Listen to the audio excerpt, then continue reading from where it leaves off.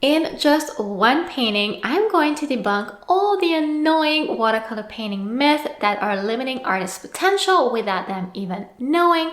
I used to be one of them, but you don't have to, so buckle up because this one's gonna be good. Myth number 1. You cannot correct mistakes, so don't even try.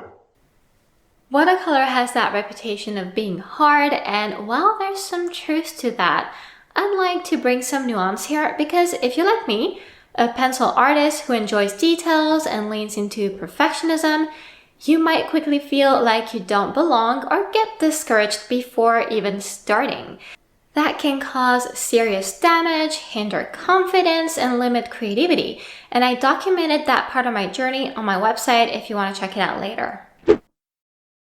As I'm sure you already know, painting with watercolor is very different from working with other art mediums. For example, the water, how paints are able to flow, and the unique effects that come with it. There's no way around using water with watercolors, but more water also means less control, hence the myth. For example, check out this smooth, dreamy background. Like many other subjects, it's perfectly suited for watercolors. The problem for beginners is it can be a bit scary at first because we have to try and relax and enjoy the moment because watercolor is supposed to be relaxing. The thing is beginners have to learn and manage the water, how slow or how fast it dries, and they also have to understand the right water to paint ratio, how thick or how wet the paint mixes should be, to achieve the effect they want. That's a lot of stuff, and it has to happen in a matter of minutes before the water dries.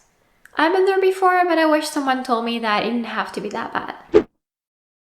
The nuance here is that watercolor can be easy. It can be easy when you're made aware of what skill to focus on first. Not color mixing, not drawing. You want to focus on water control and paint a lot of skies, galaxies, and backgrounds at first, and the rest will come with practice. When you focus on that, you'll notice you quickly become comfortable painting without stressing about water. And the best is that mistakes can be fixed, and I'm going to show you exactly how I do that. For example here, with a deep understanding of water control under my belt, I just relied on a bunch of techniques to bend the you can't fix mistakes rule and take this one from this to later that. On purpose, I hadn't wet it when I painted the background to keep the whites from the paper. I also didn't want to mask it with masking fluid. So naturally, even though I contoured the swan with the paints, they still started creeping inside a bit, a classic with watercolors, and they created these harsh lines. Beginners might feel they can't fix it because watercolors are transparent and that will show through and ruin your painting. But there are solutions. For example, I lifted the paint with a clean and almost dry paintbrush to smooth out these drying edges.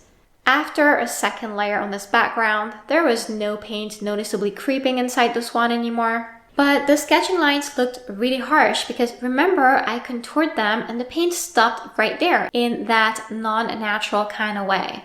By simply re-wetting the whole sheet, swan included, after everything was completely dry, these harsh spots all around the sketch faded like magic.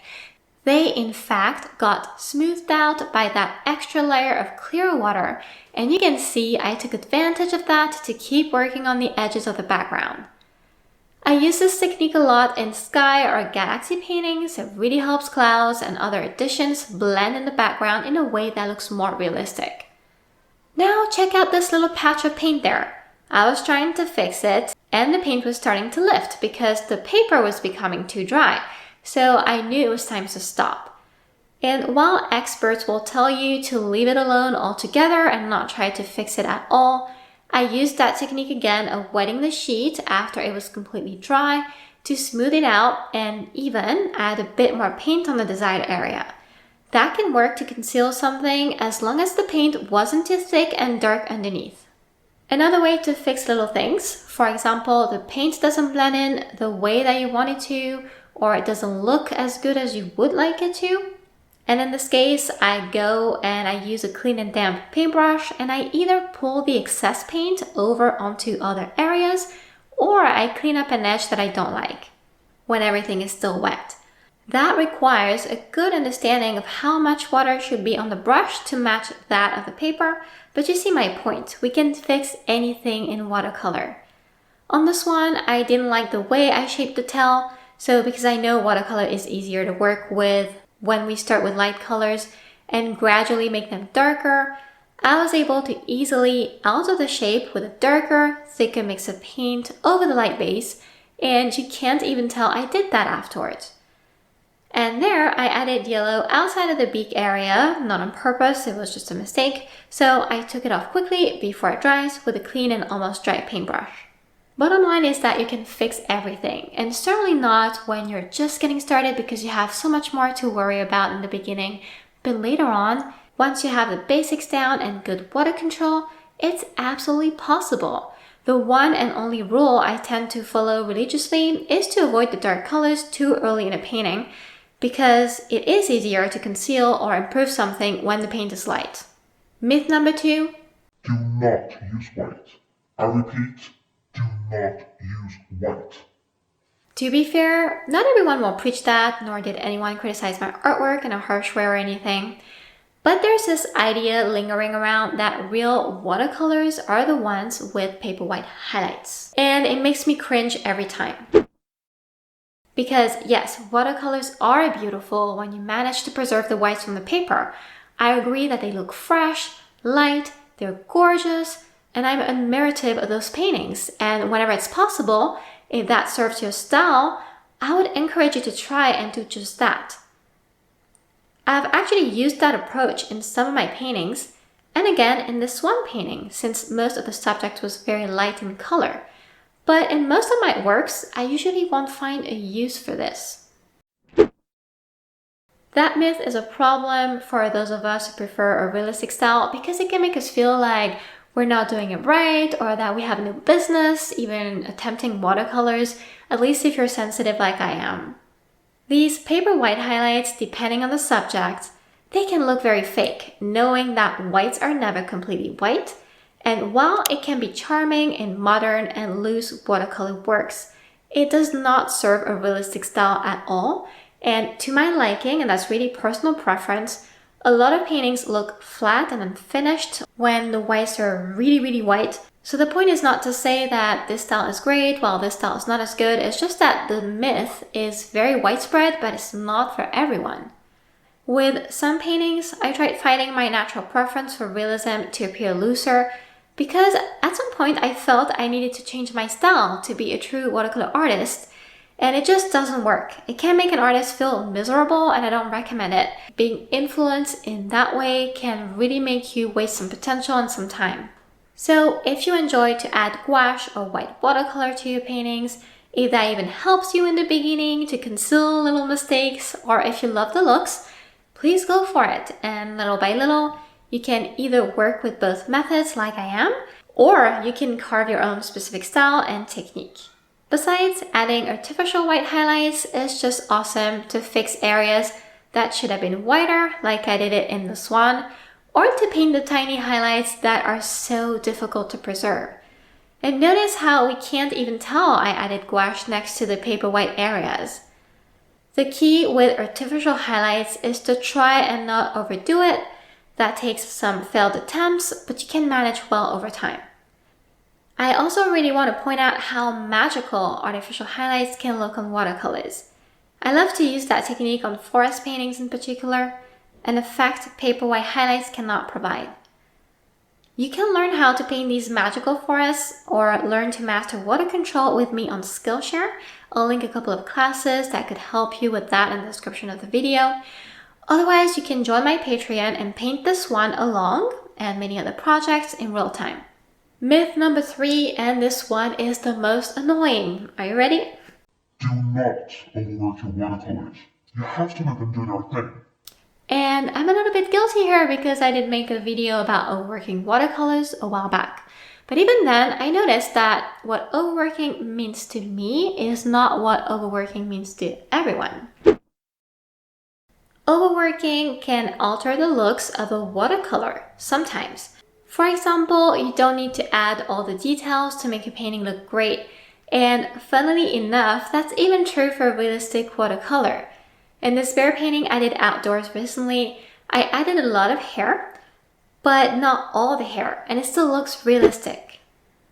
And I find this myth particularly annoying because it tends to showcase realistic paintings as overworked, while looser paintings are the right way to do it.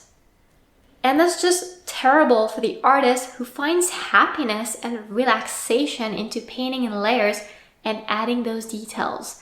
There's also this widespread idea that if you do some back and forth in places, then you're overworking it, that brushstrokes should be more brief and confident to paint in the right way.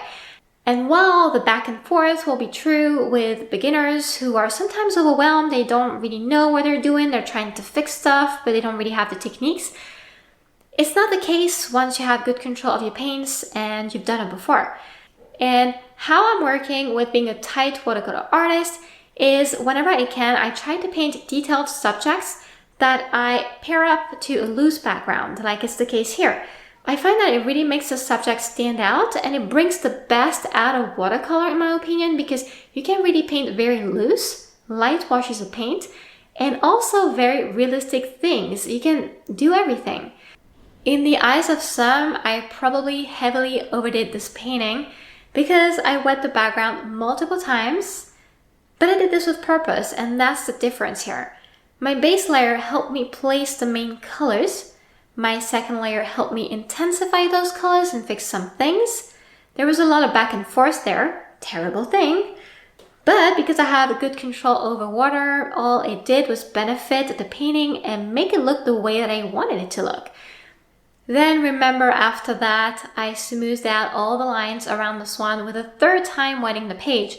And then I even added a new color, yellow, because I realized late in the process that I might need it.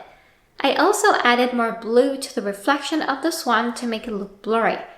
I was able to re-wet the paper and layer this much because I'm comfortable, but also, and I think it's interesting to mention that, because I use a heavyweight 100% cotton paper, and that really helps a lot. I'd be curious to know your thoughts in the comments, but to me, I don't think the background looks overworked. I think it still looks very soft and loose, even though there was a lot more control here than there was spontaneity. Sometimes, if you want to make blooms or effects with salt in your background, it's going to be much better to stick with one layer for sure. Beginners also will find it easier to start with a single layer until they get the hang of water and paint. But again, it all comes down to mastering the basics, knowing the limits, to be able to bend the rules to fit your preferences, because we can. There's not just one way to watercolor. And I almost feel embarrassed to say it because it goes against deep-rooted beliefs, but watercolor can be controlled. On the swan, I added the shadows directly on dry, as you can see, while I could have done it on wet earlier to make it looser and quicker. And to work on dry will always give you more control, so that can be a good way to start when you're a beginner. This past year, I've challenged myself to do as much as possible on wet and add the very last details on dry at the end, unlike what I did here with the swan. I won't even use masking fluid anymore. I find it's quicker and I know I can handle it at this stage of my practice, so you see that really comes with time. You too can guide your process in one way or another, all while using your own rules, but if you need solid basics first, you can check out my watercolor painting guide for beginners here. I'll help you get your feet wet with an easy tutorial at the end.